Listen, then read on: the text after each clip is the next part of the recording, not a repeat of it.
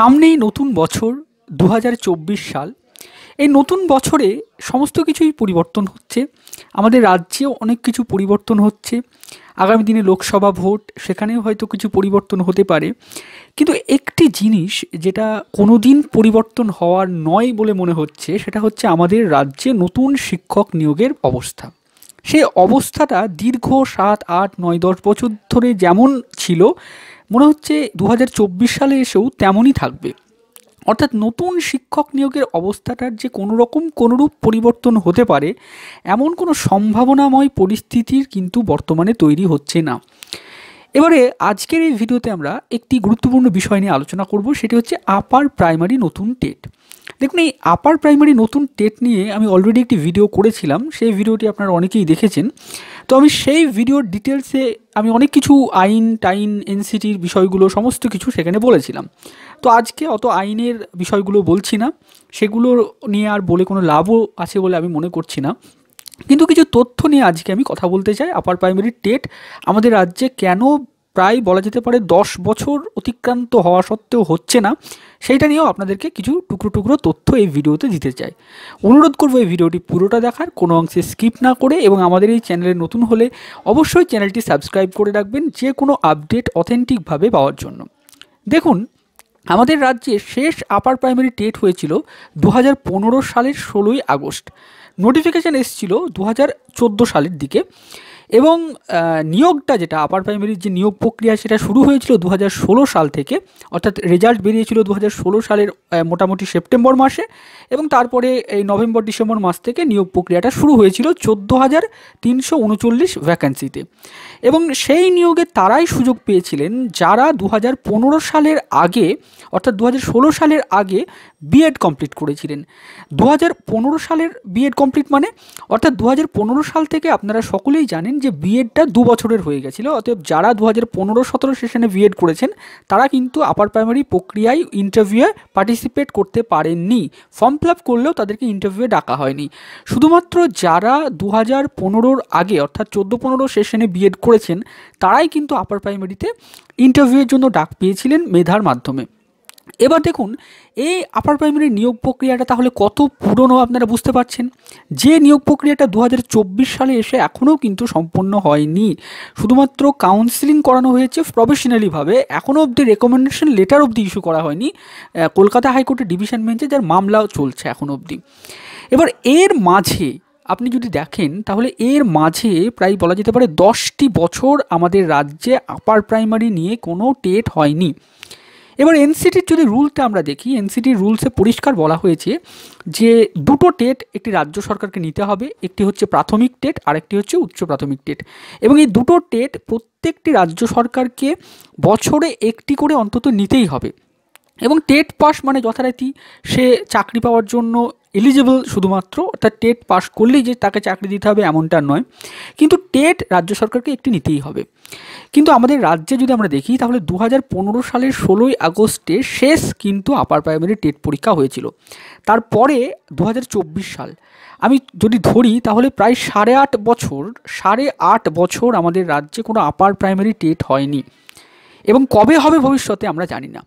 এবং এই বিষয়টিকে খুব সহজেই, অর্থাৎ অতি সহজেই আইনের সাথে জড়িয়ে দেওয়া হয়। এবার দেখুন, এইটাকে নিয়ে আমি আপনাদেরকে একটি আইনজীবীর বক্তব্য শোনাচ্ছি। আইনজীবী বিকাশ রঞ্জন ভট্টাচার্য এই যে নতুন নিয়োগ প্রক্রিয়ার সাথে আইনের সম্পর্কটা উনি বলেছেন, আপনারা একটু শুনে নিন। কেন এরকম মনে করছেন? আইনি জটিলতা ঠিক কোথায় এই মুহূর্তে? আইনের জটিলতা মানে সমস্ত নিয়োগ প্রক্রিয়াটাই দুর্নীতিতে ভরা। যতক্ষণ না সেটা বিচার হচ্ছে চূড়ান্তভাবে, ততক্ষণভাবে তো নিয়োগ প্রক্রিয়া চালু করাই যাবে না। যদি যে সমস্ত শূন্য পদ আছে, সেই শূন্য পদে নতুন করে ওরা নিয়োগ প্রক্রিয়া চালু করেন, সেক্ষেত্রে যারা আন্দোলন করছেন তারা অংশগ্রহণ করে নিয়োগ পদ্ধতির সঙ্গে নিজেদের যুক্ত করতে পারেন। তারপর তাদের মেরিটের ভিত্তিতে নিয়োগপত্র হতে পারে। তো আপনারা শুনলেন আইনজীবী বিকাশ রঞ্জন ভট্টাচার্য। দেখুন, আইনজীবী বিকাশ রঞ্জন ভট্টাচার্যের আমি বক্তব্যটা শোনালাম শুধুমাত্র এই কারণেই, তার কারণ উনি কিন্তু বিভিন্ন মামলা লড়ছেন। উনি একজন দুঁদে আইনজীবী। অতএব এই নিয়োগ প্রক্রিয়ায় কী কী জটিলতা থাকবে উনি নিশ্চয়ই জানেন। তো উনি যেটা বললেন আপনারা দেখলেন যে নতুন নিয়োগ প্রক্রিয়া সরকার চাইলেই কিন্তু করতে পারবে। সেখানে সরকার নতুন করে যারা আন্দোলন করছেন বিভিন্ন নিয়োগ প্রক্রিয়ার জন্য তারাও অংশগ্রহণ করতে পারে, কোনো অসুবিধা নেই। তার মানে নতুন নিয়োগ প্রক্রিয়া করতে কোনো অসুবিধা নেই। এবং আপনারা পরিষ্কারভাবে আরেকটি বিষয়ও জানেন, আমাদের রাজ্য সরকারকে বিচারপতি গঙ্গোপাধ্যায় একটি হলফনামা দিয়ে জানতে চেয়েছিলেন শিক্ষা দপ্তরের কাছে যে আমাদের নতুন নিয়োগ প্রক্রিয়া নিয়ে কী কী সমস্যা রয়েছে। সেখানে রাজ্য সরকার পরিষ্কারভাবে জানিয়েছিল যে নতুন নিয়োগ প্রক্রিয়া নিয়ে কোনো তাদের অসুবিধা নেই বা কোনো কোর্ট কেসের বাধা নেই, ভ্যাকান্সি রয়েছে, তারা নিয়োগ করবে। এবং কিছুদিন আগে শিক্ষামন্ত্রী এসেও আপনারা বললেন দেখবেন যে 55,000 আমাদের ভ্যাকান্সি রয়েছে, তার মধ্যে 19,000 ভ্যাকান্সি রয়েছে নবম দশম এবং একাদশ দ্বাদশে। তাহলে এই 19,000 ভ্যাকান্সিতে কবে রিক্রুটমেন্ট হবে আমরা কেউ জানি না। এবার আপার প্রাইমারির যদি ক্ষেত্রটা ধরি, আপার প্রাইমারির ভ্যাকান্সিটাই আমরা বুঝতে পারি না কত। প্রত্যেক বছর মুখ্যমন্ত্রী এসে একটাই কথাই বলেন যে আপার প্রাইমারিতে 14,339টি ভ্যাকান্সিতে নিয়োগ হবে, কিন্তু সেই ভ্যাকান্সিটা হচ্ছে 2014-15 সেশনের ভ্যাকান্সি, অর্থাৎ সেই সময়ের। তাহলে দীর্ঘ এই যে 8 বছরের তৈরি হওয়া যে আপার প্রাইমারির ভ্যাকান্সি সেইটা কোথায় গেল, এবং সেই ভ্যাকান্সিতে নতুন করে নিয়োগ প্রক্রিয়া হবে না কেন? বিষয়টা হচ্ছে এমন, ধরুন একটি মানে লাইনে দাঁড়িয়ে কোনো পরিষেবা দেওয়া হচ্ছে, লাইনের সামনের দিকে যারা দাঁড়িয়ে রয়েছে তাদের সাথে যারা পরিষেবা দিচ্ছেন তাদের কিছু গণ্ডগোল বেঁধে গেল। অর্থাৎ যারা পরিষেবা দিচ্ছেন তারা ধরুন কিছু দুর্নীতি করে অন্যদেরকে পরিষেবাটা পাইয়ে দিচ্ছেন, এই জন্য লাইনের সামনের প্রান্তে যারা দাঁড়িয়ে রয়েছেন তারা কিছু গণ্ডগোল শুরু করলো এবং সেই নিয়ে আদালতে মামলা হলো, এবং তার ফলে সেই পরিষেবা দেওয়াটাই বন্ধ হয়ে গেল। এবং সেই লাইনটা ধরুন জমতে জমতে জমতে জমতে জমতে এতটা লাইন বেড়ে গেল যে এখন লাইনের পিছনের দিকে যারা দাঁড়িয়ে রয়েছে তাদেরকে দেখার কোনো লোক নেই। তারা যে বঞ্চনার শিকার হচ্ছে দীর্ঘদিন ধরে পরীক্ষা না হওয়ার ফলে, এইটা বলার কোনো লোক নেই। শুধুমাত্র লাইনের সামনে দাঁড়িয়ে যারা পরিষেবাটা পাননি তারাই চিৎকার করে যাচ্ছেন এবং তাদের চিৎকারটাই কিন্তু মিডিয়াতে দেখানো হচ্ছে। দেখুন, এইটা কোনো অন্যায় নয়। যারা পরিষেবা পাননি, যারা অন্যায়ের শিকার হয়েছেন, যারা দুর্নীতির শিকার হয়েছেন, তারা আন্দোলন করছেন, তাদের দাবি দাওয়াগুলো দেখানো হচ্ছে, এটা একদম সঠিক কাজ, এটা মিডিয়া করছেন। কিন্তু তার পাশাপাশি পরিষেবাটা বন্ধ হওয়ার ফলে নতুন করে যারা পরিষেবা পাচ্ছে না, অর্থাৎ নতুন করে যারা টেট দিতে পারছে না, নতুন করে যারা নবম দশমের পরীক্ষা দিতে পারছে না, নতুন করে যারা একাদশ দ্বাদশের পরীক্ষা দিতে পারছে না, এবং সেটা একদিন ধরে নয়, সেটা দীর্ঘ 10 বছর ধরে বা দীর্ঘ 7 বছর ধরে, দীর্ঘ 8 বছর ধরে যারা নতুন কোনো পরীক্ষায় অংশগ্রহণই করতে পারছে না, তাদের বঞ্চনার কথাটা কোথায় বলা হবে? কোন মিডিয়াতে তুলে ধরা হবে তাদের বঞ্চনার কথাগুলো? কোথায় একটা ঘণ্টাখানেক সঙ্গে বসিয়ে আলোচনা করা হবে তাদের বঞ্চনার কথাগুলো, যেখানে যারা পরীক্ষায় দিতে পারছেন না বিনা অপরাধে, তাদের কোনো অপরাধী নেই, তারা শিক্ষিত হয়েছেন, পড়াশোনা করেছেন, বিএড করেছেন, গভর্নমেন্ট কলেজ থেকে বিএড করেছেন, এখনকার মতো নয় যে কোনো বেসরকারি কলেজে গিয়ে ভর্তি হয়ে কলেজ না গিয়ে বিএড করে নিলেন, তা নয়। তারা গভর্নমেন্ট কলেজ থেকে বিএড করেছেন, রেগুলার ইউনিভার্সিটি থেকে, রেপুটেড ইউনিভার্সিটি থেকে মাস্টার্স করেছেন। এ সমস্ত কিছু করার পরেই অনেকে হয়তো নেট পাস করেছেন, সেট পাস করেছেন, প্রাইমারি টেট দিয়ে পাস করে রেখেছেন, উচ্চ প্রাথমিকের 2014-15 টেটটা হয়তো দিয়ে পাস করেছেন, সেন্ট্রাল টেটের পেপার 1 পাস করেছেন, পেপার 2 পাস করেছেন। এত কিছু করার পরেও আমাদের রাজ্যে তারা পরীক্ষা দিতে পারছেন না। তাহলে আমার বক্তব্য হচ্ছে, এই সমস্ত ব্যক্তিরা কোন ক্ষেত্রে তারা বঞ্চিত নয় এবং কোন ক্ষেত্রে তারা অযোগ্য, তাদের মেধার কোথায় ঘাটতি দেখা যাচ্ছে যে সরকার নতুন করে তাদেরকে পরীক্ষা নিতে পারছেন না। শিক্ষামন্ত্রী কিছুদিন আগে একটা আন্দোলন হচ্ছে নবম দশম একাদশ দ্বাদশে সুপার নিউমেরিক্যাল ভ্যাকান্সির জন্য, সেই আন্দোলনটার ব্যাপারে আমি যাচ্ছি না। তারা যে আন্দোলনটা করছেন যে যৌক্তিকতার ভিত্তিতে, নিশ্চয়ই তার ভিত্তি রয়েছে, আমি সে ব্যাপারে কোনো যাচ্ছি না। কিন্তু শিক্ষামন্ত্রী তাদের সাথে বৈঠক করে তিনি খুবই দুঃখ প্রকাশ করলেন যে আন্দোলনটা করা খুবই অন্যায় হচ্ছে আমাদের রাজ্যে, তাদের সাথে যারা আন্দোলন করছেন তারা বঞ্চিত হয়েছেন, তাদের জন্য নাকি রাজ্য সরকার খুবই চিন্তিত, উদ্বিগ্ন, মুখ্যমন্ত্রী অত্যন্ত উদ্বিগ্ন যে যারা আন্দোলন করছেন তারা দীর্ঘদিন বঞ্চিত হয়েছেন। কিন্তু শিক্ষামন্ত্রী নতুন প্রক্রিয়াটা যে শুরু করতে হবে এই ব্যাপারে কিন্তু একদম নিশ্চুপ থাকলেন। তিনি কিন্তু একটি কথাও খরচ করলেন না যে নতুন নিয়োগ প্রক্রিয়াটা কবে শুরু হবে। এই যে দীর্ঘ 3 লক্ষ 4 লক্ষ ছেলেমেয়েরা যারা শিক্ষিত হয়ে বাড়িতে বসে রয়েছেন একটা নতুন পরীক্ষায় অংশগ্রহণ করবেন বলে, তাদের কথাটা কোথায় বলা হবে? কোন মিডিয়াতে প্রচার করা হবে? কোন ইউটিউব চ্যানেল বলবেন তাদের কথাগুলো? তাদের কথাটা সত্যিই কেউ বলবেন না।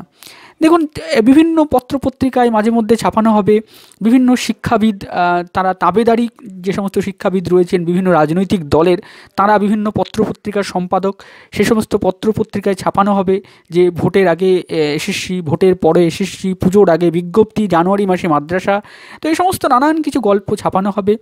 এবং আলটিমেট কাজের কাজ যেটা সেটা হচ্ছে শূন্যতা, এবং আমাদের রাজ্যে এইটাই দীর্ঘদিন ধরে চলে আসছে। আপার প্রাইমারি টেটটা নিয়ে আমি কেন বলছি, দেখুন আপার প্রাইমারি টেটটা নিয়ে অনেকেই হয়তো প্রশ্ন করবেন যে আপার প্রাইমারিতে নতুন করে টেট কি মানে কেন নেবে, তার কারণ আপার প্রাইমারি নিয়োগ প্রক্রিয়ায় সমস্যা রয়েছে। এবার আপনাদেরকে বলে রাখি, আপার প্রাইমারি টেট এবং প্রাইমারি টেট প্রায় একই সাথে হয়েছিল 2015 সালে। প্রাইমারি 2014 টেটটা 2015 সালে হওয়ার পরেও কিন্তু 2016-17 মধ্যে রিক্রুটমেন্ট হয়েছে। তারপরে 17 সালে আর একটা টেটের জন্য ফর্ম ফিল আপ করানো হয়, সেই টেটটা 2021 সালে হয়। মাঝে 2020 সালে একটা রিক্রুটমেন্ট হয়েছে 16,500। তারপরে 2022 সালে একটা রিক্রুটমেন্ট হচ্ছে 17 সালে যারা ফর্ম ফিল আপ করেছিল তাদের এবং 2014 সালের টেট পাসদের নিয়ে। তারপরে 2022 সালের একটি টেট পরীক্ষা হয়েছে, যারা 2022 সালে পাস করেছেন তারা রাস্তায় আন্দোলন করছেন তাদের একটা দাবি দাবা নিয়ে, যৌক্তিকতা নিয়ে। এরপরে 2023 সালে আরেকটি নতুন টেট পরীক্ষা নেওয়া হলো। তাহলে প্রাইমারিতে এতগুলো জিনিস কিন্তু চলছে। আমি বলছি না যে প্রাইমারির অবস্থা খুব ভালো বা প্রাইমারিতে প্রচুর নিয়োগ হচ্ছে, কিন্তু প্রাইমারিতে তবুও রিক্রুটমেন্ট প্রক্রিয়াটা তাও চলছে, টেট নেওয়া হচ্ছে। এবার আপনি বলবেন যে তাহলে প্রাইমারিতে সব কিছু পরিষ্কার রয়েছে, না, প্রাইমারিতেও গণ্ডগোল রয়েছে, প্রাইমারিতেও দুর্নীতির অভিযোগ। প্রাইমারিতে ইভেন 36,000 অর্থাৎ 32,000 চাকরি বাতিল হয়ে গেছে বিচারপতি নির্দেশে, এবং সেটা ডিভিশন বেঞ্চে মামলা চলছে। সেই মামলা পর্ষদকে লড়তে হচ্ছে, পর্ষদ পার্টি রয়েছে সেই মামলার, পর্ষদ নিজেই মামলা করেছেন, অর্থাৎ পর্ষদকে বাঁচাতে হচ্ছে সেই চাকরিগুলো। এছাড়াও প্রাইমারিতেও চাকরি বাতিল হয়েছে, সিবিআই তদন্ত হচ্ছে, ইডি তদন্ত হচ্ছে। প্রাইমারিতেও পর্ষদ সভাপতি, পূর্বের পর্ষদ সভাপতি তিনি জেলে রয়েছেন, নানান কিছু প্রাইমারিতে রয়েছে, তবুও কিন্তু প্রাইমারির প্রক্রিয়াগুলো চালানো যাচ্ছে। কিন্তু এসএসসির বিষয়টা কি, এসএসসিতে শুধুমাত্র দুর্নীতি হচ্ছে, দুর্নীতি হয়েছে, দুর্নীতির তদন্ত চলছে, এসএসসি রিপোর্ট জমা দিচ্ছে, কোর্টে রিপোর্ট দিচ্ছে, আন্দোলন হচ্ছে, শুধুমাত্র এই বিষয়গুলোই বারবার একইভাবে দেখানো হচ্ছে। এবার দেখুন, এই বিষয়গুলো দেখানো হচ্ছে মানে কোনো খারাপ নয়, দুর্নীতি হয়েছে অবশ্যই সেই দুর্নীতিগুলো দেখানো উচিত, মানুষকে সচেতন করা উচিত, সেগুলো বোঝানো উচিত, সমস্ত ঠিক। কিন্তু তার মাঝেও যে নতুন করে যারা পরীক্ষা দিতে পারছে না, পুরো প্রক্রিয়াটাকে বিনা কারণে, বিনা অপরাধে, শুধুমাত্র এই একটা দোহাই দেখিয়ে যে 2016 সালের এসএলএসটিতে দুর্নীতি হয়েছিল তার জন্য মামলা চলছে, তার জন্য এসএলএসটি নেওয়া হচ্ছে না, বা 2014-15 সালে যে আপার প্রাইমারি টেট নেওয়া হয়েছিল সেখানে প্যানেল ক্যান্সেল হয়েছিল, 2020 সালে একটা গণ্ডগোল হয়েছে, সেই নিয়োগ প্রক্রিয়াটা আটকে রয়েছে, তার জন্য আপার প্রাইমারি টেট নেওয়া যাবে না।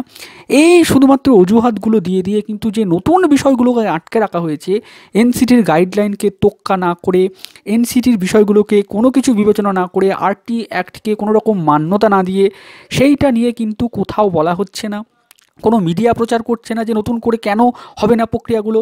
কেন সংবাদ মাধ্যমে যখন শিক্ষামন্ত্রী কোনো বৈঠক করবেন বা মুখ্যমন্ত্রী কোনো বৈঠক করবেন বা রাজ্যের কোনো শিক্ষা দপ্তরের কোনো প্রধান যখন কোনো বৈঠক করবেন, তাদেরকে এই প্রশ্নগুলো করা হবে না যে নতুন করে প্রক্রিয়াগুলো কেন শুরু করা হচ্ছে না, সেখানে কি কি আইনি জটিলতা রয়েছে।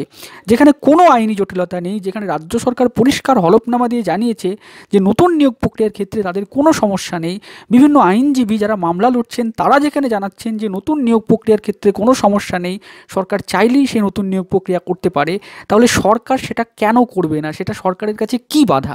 সরকার সুপার নিউমেরিক্যাল পোস্ট তৈরি করতে প্রস্তুত, সরকার সমস্ত কিছু করতে প্রস্তুত, কিন্তু সরকার নতুন নিয়োগটা, যেখানে কেউ তো বলছে না সরকারকে যে চাকরিটা আমাকে দিয়ে দাও, সরকারকে শুধুমাত্র বলা হচ্ছে যে আপনারা নতুন নিয়োগ প্রক্রিয়াটা শুরু করুন, সেখানে সকলকে অংশগ্রহণ করতে দিন, দরকার হলে যাদের বয়স পেরিয়ে গেছে তাদেরকেও অংশগ্রহণ করতে দিন, সকলকে অংশগ্রহণ করতে দিয়ে একটা সুযোগ তৈরি করুন, একটা স্বচ্ছ মেধার ভিত্তিতে একটা নিয়োগ প্রক্রিয়া অনুষ্ঠিত করুন।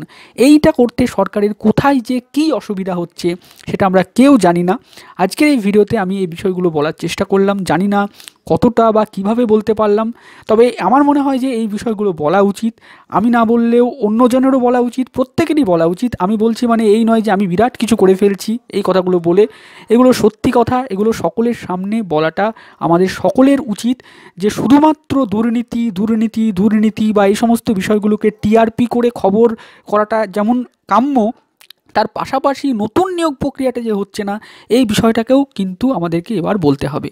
ভিডিওটা এই পর্যন্তই। ভিডিওটা ভালো লাগলে অবশ্যই লাইক করবেন। ভিডিওটি শেষ অবধি দেখার জন্য আপনাদের সকলকে জানাই অসংখ্য ধন্যবাদ।